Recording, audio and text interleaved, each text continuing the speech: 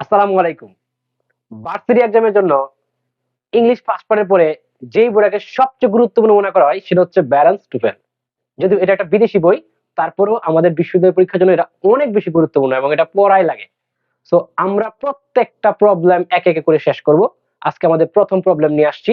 So problem নম্বর 1, problem নম্বর 1 এ আছে missing main verb. অর্থাৎ main verb missing থাকলে আমরা কিভাবে সলিউশনটা করব। দেখো এখানে একটু একটা কথা লেখা আছে উপরে সর্বপ্রথমেই, remember that every English sentence must have a subject and a verb. অর্থাৎ ইংরেজি প্রত্যেকটা বাক্যের একটা সাবজেক্ট এবং একটা মেইন ভার্ব থাকবে। আচ্ছা, এখানে মেইন ভার্ব বলতে মূলত ফাইনাইট ভার্বকে বোঝানো হয়েছে। আমরা পরবর্তীতে এটা বিস্তারিত দেখবো। দেখো এখানে একটা সাবজেক্ট দেওয়া আছে, এখানে একটা ভার্ব দেওয়া আছে, এখানে অন্য বা অবজেক্ট বা হচ্ছে অন্য যে কোনো কিছু দেওয়া থাকতে পারে, ঠিক আছে, এক্সটেনশন হিসেবে।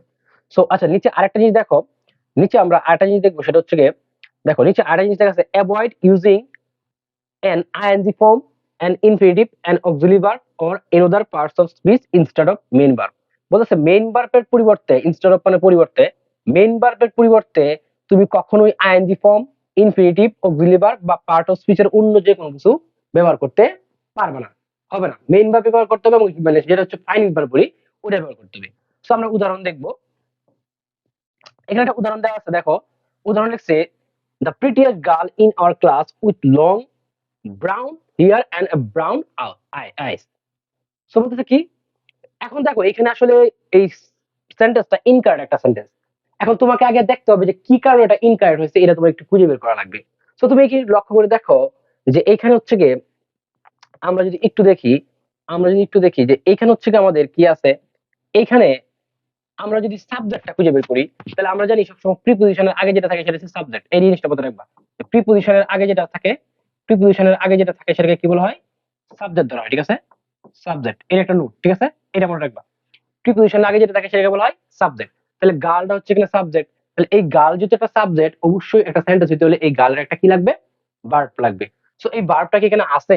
আমরা খুঁজে দেখলাম যে এখানে ভার্বটা আসলে নাই, কারণ ভার্ব থাকলে যদি হচ্ছে আমরা সিঙ্গুলার ভার্ব থাকতো তাহলে এস বা ইএস হইতো। সিঙ্গুলার ভার্বের সাথে কি হয়, এস বা ইএস হয়, ঠিক আছে, প্লুরাল ভার্ব সিঙ্গেল মানে একদম খালি থাকে। সো এখানে আমাদের কোনো ভার্ব এখন অব্দি আমরা পাই নাই, তাহলে এখানে এমন একটা ভার্বই হবে যেই ভার্বটা হবে কি, সিঙ্গুলার ভার্ব। যেহেতু গার্ল হচ্ছে একজন, ঠিক আছে, তাহলে ভার্বটা কি হবে, সিঙ্গুলার ভার্ব হবে। তাহলে আমরা যদি সিঙ্গুলার ভার্ব দেখতে যাই, তখন হচ্ছে আমরা উত্তরটা দেখি আমরা কোন জায়গায় সমস্যা। যেহেতু হচ্ছে বুঝাতে চাচ্ছে এখানে আসলে বলতো যে হচ্ছে গিয়ে ক্লাসের যে সবচেয়ে সুন্দরী মেয়েটা আছে তার হচ্ছে long brown hair and brown eyes আছে, মানে হচ্ছে কি বাদামি লম্বা চুল এবং হচ্ছে বাদামি চোখ আছে, ঠিক আছে। তাহলে আছে অর্থে যেহেতু ব্যবহৃত হয়েছে, তাহলে অবশ্যই কি, আমরা যদি আমরা বলি এটা আছে হ্যাভ, যেটা প্লুরাল, আর এটা আছে হ্যাজ, যেটা হচ্ছে মূলত সিঙ্গুলার, ঠিক আছে, আচ্ছা সিঙ্গুলার, ঠিক আছে। সো আমরা যদি উত্তরটা দিই তাহলে কি হবে, আনডাউটলি আমরা বলতে পারি এখানে কি হবে, এখানে একটা কি হবে, দেখো, this is the prettiest girl in our class has, কি দিছে, has long brown hair and brown eyes. অর্থাৎ আমাদের এই যে ফাইনাল ভার্বটা অভাব ছিল, অর্থাৎ এই ফাইনাল ভার্বটা ছাড়া এই সেন্টেন্সটা কখনোই কারেক্ট হবে না। আমরা আরেকটা উদাহরণ দেখবো। দেখো দেওয়া আছে কি, in my opinion too soon to make a decision. তো এখানে দেখো এটা কিন্তু মানে তুমি পড়লেই দেখবা যে আসলে কিছুই হইতেছে না এটা, ঠিক আছে। আমরা এখানে বুঝতে পারছি যে খুবই খুব তাড়াতাড়ি বা শীঘ্রই কোনো সিদ্ধান্ত নেওয়া উচিত না বা ঠিক না, বা নেওয়া ঠিক না। তো এরকম দেখো তুমি এখানে কিন্তু মানে আসলে এখানে কোন সাবজেক্ট তুমি পাইতেছো না, কোনো ভার্ব পাইতেছো না, ঠিক আছে। সো আমরা যদি এখানে দেখি, আগে সঠিক আনসারটা দেখি, তাহলে তাহলে বুঝবো একটু ভালো করে। দেখো এখানে কি দিছে, এখানে দিছে হচ্ছে কি আমাদের কি, এখানে দেওয়া হয়েছে আমাদের ধরো হচ্ছে আমাদের দেওয়া হয়েছে কি, যে ইট ইজ, কি দেওয়া হয়েছে, ইট ইজ। অর্থাৎ এই যে হচ্ছে আমাদের সাবজেক্ট আর এটা হচ্ছে আমাদের একটা ভার্ব, ঠিক আছে। তাহলে এই সাবজেক্ট আর ভার্বটা ছাড়া কিন্তু এই সেন্টেন্সটা কখনোই সম্পূর্ণ হবে না। দ্যাট মিন্স আমাকে এই সেন্টেন্সটা কারেক্ট করে লিখতে হলে কি বলতে হবে, in my opinion it is too soon to make a decision, মানে আমার মতে অতি শীঘ্রই মানে কোনো সিদ্ধান্ত নেওয়া ঠিক না। বুঝতে পারছি? তাহলে এই হলো আমাদের বিষয়। তার মানে আমরা প্রবলেম 1 কি, প্রবলেম 1 মানে হচ্ছে মিসিং মেইন ভার্ব। অর্থাৎ কোন একটা সেন্টেন্সে যদি ভার্ব না থাকে তাহলে তোমাকে ভার্বটা বসাইতে হবে। তো পরীক্ষায় যখন আসবে তখন এইরকম ভাবে সেন্টেন্সটা দিবে যেখানে মেইন ভার্ব থাকবে না, তোমাকে এক্সট্রা একটা মেইন ভার্ব অ্যাড করতে হবে, অর্থাৎ বসাতে হবে। ওটা হচ্ছে কি, ওই সেন্টেন্সের উপর ডিপেন্ড করে কোন মেইন ভার্বটা যায় ওটার সাথে ওইটাই তোমাকে বসাতে হবে। অপশনগুলো দেওয়া থাকবে, তুমি সেখান থেকে চুজ করবা। আমরা কি করবো, এখান থেকে একটা প্র্যাকটিস করবো, ঠিক আছে। আচ্ছা, ব্যারন প্রুফে কিভাবে থাকে বলো, শুনো একটু।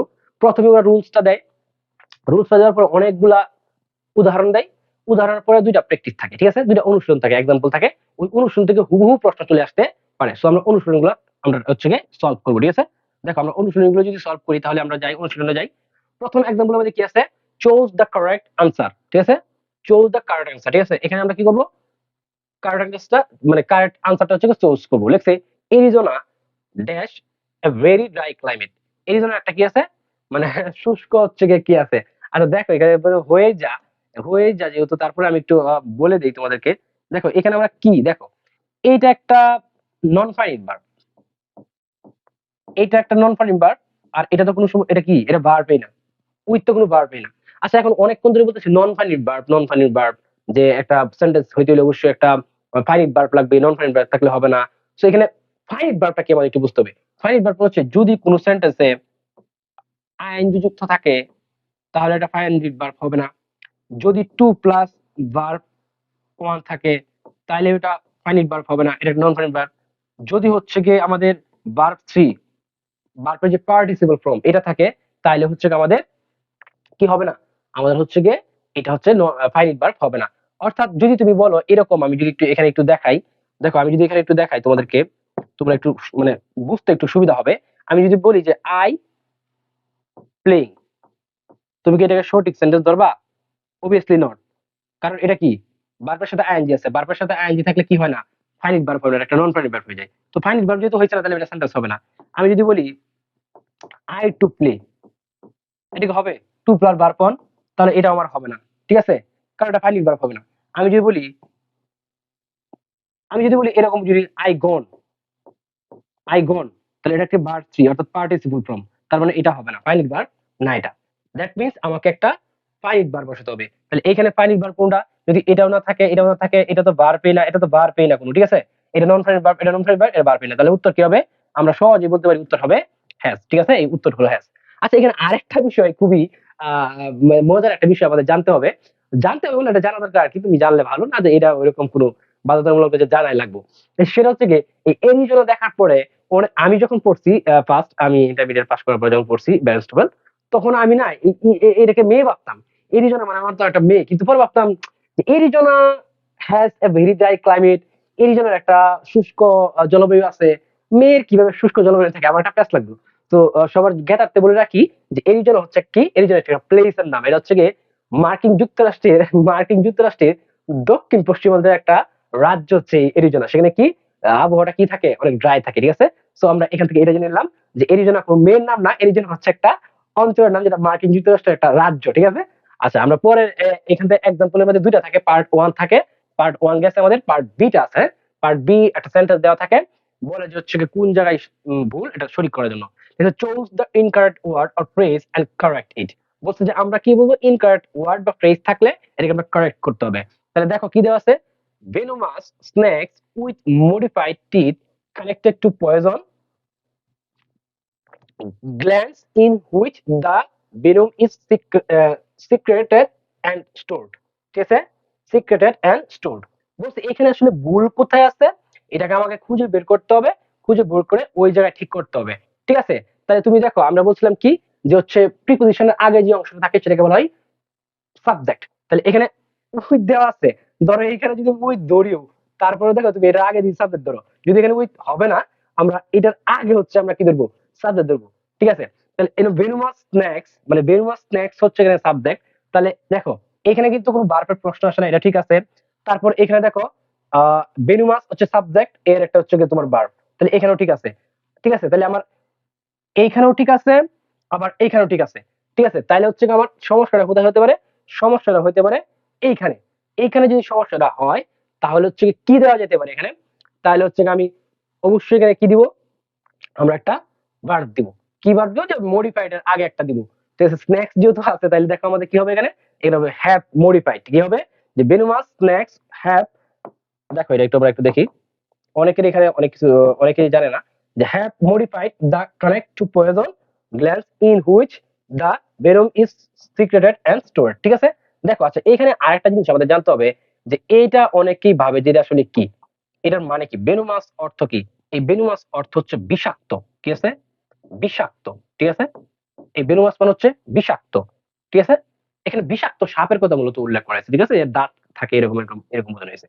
দেখো তো এইভাবে আমরা যদি হচ্ছে গিয়ে প্রত্যেকটা প্রবলেম ভালো করে পড়তে পারি, তাহলে আমাদের কিন্তু গ্রামারে হচ্ছে গিয়ে হুবহু এখান থেকে কমন পড়ার সম্ভাবনা আছে। এক তো এটা একটা খুবই প্লাস পয়েন্ট। দ্বিতীয়ত হচ্ছে আমার গ্রামারে অনেক বেশি বেসিক থেকে একদম হচ্ছে গিয়ে আমরা স্ট্রং হয়ে যাবো। এই ক্লাসটা মূলত কাদের জন্য, ব্যালেন্স টেবিলটা মূলত কাদের জন্য অনেক বেশি উপকারী হবে, যারা হচ্ছে গিয়ে একদম বেসিক থেকে অ্যাডভান্স লেভেলের ভালো করে ইংলিশ গ্রামারটা শিখতে চাই, তাদের জন্য ব্যালেন্স টেবিলটা one of the best solution. কারণ এখানে একদম দেখো ভার্ব থেকে শুরু হয়েছে, যে একটা ভার্ব থাকতে একটা সেন্টেন্স, সবাই জানি যে একটা সেন্টেন্স একটা ভার্ব থাকতে হয়, কিন্তু ওরা একদম ওই লেভেল থেকে শুরু করছে একদম হায়ার লেভেল অব্দি, অর্থাৎ অ্যাডভান্স লেভেল অব্দি কিন্তু তোমাকে নিয়ে যাবে। সো যারা হচ্ছে গিয়ে এই প্রবলেম গুলো সবগুলো আমাদের সাথে ক্লাস করবা, তারা অবশ্যই গ্রামারে অনেক বেশি ভালো করবে বলে আমরা বিশ্বাস করি। সো যারা আমাদের সাথে ছিলা, তারা অনেক অনেক ধন্যবাদ তোমাদেরকে, এবং আমাদের এই ক্লাসটা সবার মাঝে ছড়িয়ে দিবা, শেয়ার করবা, এবং বন্ধু বান্ধবকে আমাদের এই কোর্স সম্পর্কে জানিয়ে দিবা, এবং এই ভিডিওতে তোমার 3 থেকে 4 জন ফ্রেন্ডকে মেনশন দিয়ে দিবা। Thank you so much.